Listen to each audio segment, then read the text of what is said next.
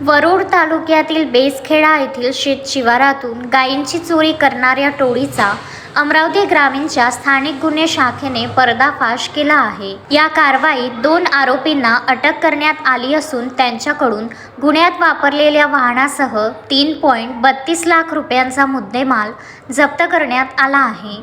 15 जानेवारी रोजी कृष्णाजी यावले यांच्या गोठ्यातून अज्ञात चोरट्यांनी 60,000 रुपये किमतीच्या 3 गायी चोरून नेल्या होत्या। या प्रकरणी वरुड पोलीस ठाण्यात गुन्हा दाखल करण्यात आला होता।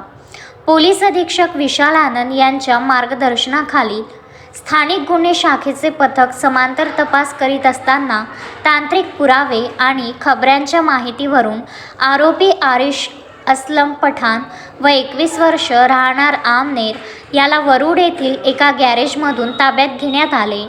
चौकशी दरम्यान त्याने आपल्या 3 साथीदारांसह हा गुन्हा केल्याची कबुली दिली। त्यानंतर त्याचा साथीदार चेतन वानखडे वय 25 वर्ष राहणार धनोडी यालाही अटक करण्यात आली। सदर कारवाई पोलीस निरीक्षक किरण वानखडे, उपनिरीक्षक नितीन इंगोले आणि त्यांच्या पथकाने यशस्वीरित्या पार पाडली।